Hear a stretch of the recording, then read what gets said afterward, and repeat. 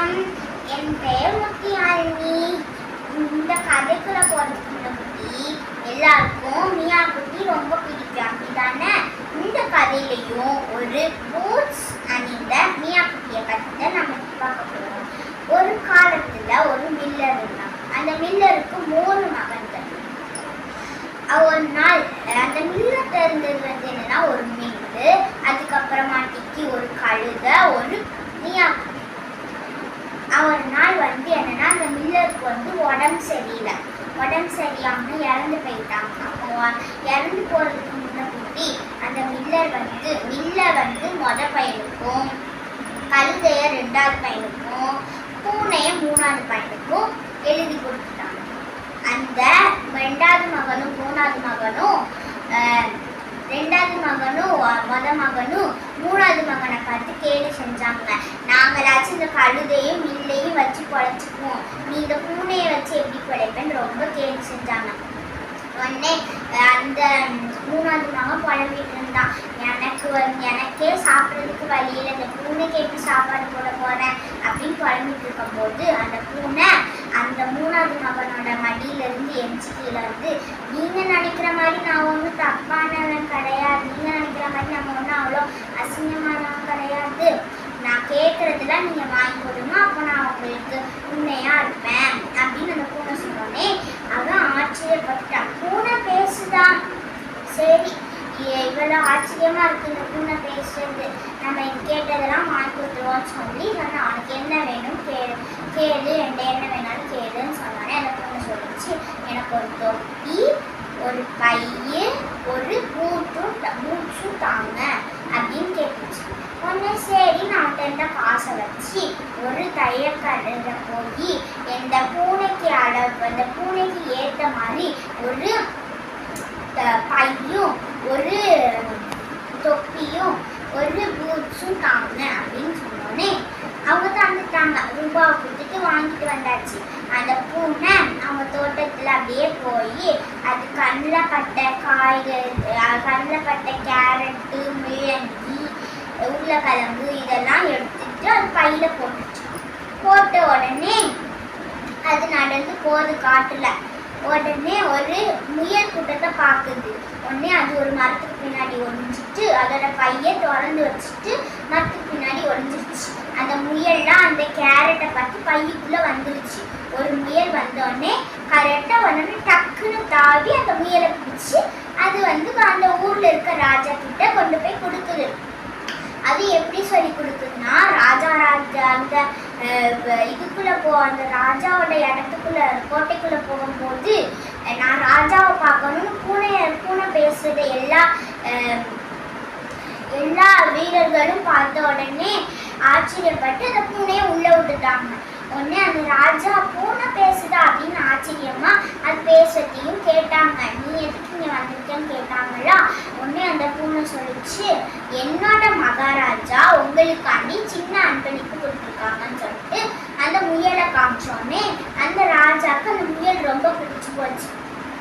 இதே மாதிரி அந்த கோட்டையில என்னெல்லாம் நடந்துச்சோ அதை ஒரு நாளும் அந்த மில்லரோட 3வது மகன்கிட்ட அங்க இருந்து இங்க ஊருக்கு நடந்து சொல்லிட்டு ஒரு இடத்துல ஏதாச்சும் மிருகங்களை பார்த்துச்சுன்னா அது பிடிச்சிட்டு அந்த ராஜாவுக்கு அன்பளிப்பா எங்க ராஜா கொடுத்தாங்க.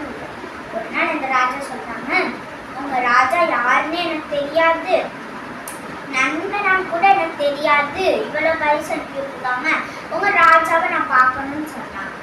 உடனே அடுத்த நாள் பார்க்கலான்னு இருக்கும்போது அன்னைக்கு நைட்டு அந்த ராஜா நல்லவங்களா இருந்தாங்கன்னா, நல்லா பணக்காரங்களா இருந்தாங்கன்னா, நல்லா உள்ளவங்களா இருந்தாங்கன்னா அவங்களுக்கு நம்மளோட பொண்ணை கட்டி கொடுத்துடலாம்னு சொல்லிட்டு அவங்க குடும்பமா முடிவு பண்ணிட்டு அந்த ஊருக்கு போறாங்க. அவங்க பொண்ணையும் கூட்டிட்டு அவங்களோட மனைவியையும் கூட்டிட்டு அவங்க போறாங்க.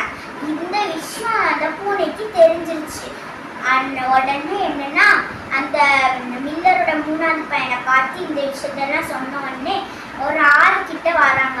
உங்களுக்கு நீச்சல் தெரியுமான்னு அந்த பூனை கேட்குது மில்லரோட 3வது மகன்கிட்ட. இல்லை எனக்கு தெரியாது அப்படின்னு சொன்ன. அப்போ நல்லதா போச்சு, இதுக்குள்ள குதிங்கன்னு சொல்லிட்டு அவரை தள்ளியும் விட்டுருது. உடனே அவரோட ட்ரெஸ் எல்லாம் எடுத்துட்டு வேற எங்கேயும் ஒழிச்சு வச்சிருது. ஒழிச்சு வச்சோடனே அது வந்து அந்த அந்த ராஜாவும் வந்துட்டாங்க. எங்களோட மகாராஜா குளிச்சுட்டு இருக்கும்போது அவங்க ட்ரெஸ்ஸை யாரும் அவங்களோட உடையை யாரும் திருடிட்டு போயிட்டாங்க.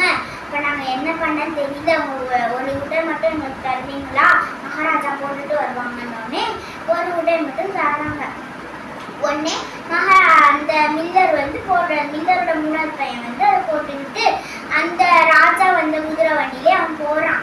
உடனே இப்போ வந்து அவங்களுக்கு கோட்டை வேணும்ல, நான் பணக்காரங்களாம் தெரியறதுக்கு அந்த ஊர்ல இருக்க ஒரு ராட்சசனோட பெரிய கோட்டையை போய் அந்த எலி வாங்க போகுது.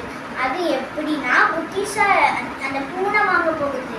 அது எப்படின்னா புத்திசாலித்தனமால அந்த தோட்டத்துல வேலை பார்க்குற அந்த ராட்சசன் கோட்டையை பின்னாடி இருக்கிற தோட்டத்துல வேலை பார்க்குற எல்லார்கிட்டையுமே என்ன சொல்லுச்சுன்னா, இப்போ ஒரு ராஜா வருவாங்க, இது எங்க ராஜா சொல்லணும், உங்களுக்கு ராட்சச ராஜா கிடையாது, நீங்க விடுதலை ஆக போறீங்க, அந்த ராஜா ரொம்ப நல்லவர் அப்படின்னு சொல்லுது. உடனே இவங்களும் சரி அப்படின்னு சொல்லிட்டு தோட்டத்துல வேலை பார்க்குறவங்க எல்லாம் சரின்னு சொல்றாங்க. இது நம்மளுக்கு நேரம் இல்லைன்னு குடுக்குன்னு ஓடி போய் எல்லார்ட்டையும் சொல்லுது. உடனே அந்த கோட்டைக்குள்ளேயும் போயிருக்கு. இப்ப ராட்சசனை எப்படி சமாளிக்க? ராட்சசனுக்கு ஒரு மந்திரம் இருக்கு. என்னன்னா, அவனால எதா வேணாலும் மாற முடியும். உடனே சிங்கமா மாறி காமிங்க அந்த பூனை பார்த்து ராட்சசன் சொல்லுது. அந்த ராட்சசனும் சிங்கமா மாறி காமிச்சிட்டோன்னே அந்த பூனை பயந்துச்சு. சரி அப்படின்னு சொல்லிட்டு அது மனசுக்குள்ளேயே நினைச்சிட்டு, உங்களால இந்த மிருகமா மாற முடியாது, நான் வீட்டுக்கு போயிட்டு வரேன் அப்படின்னு சொல்லுது.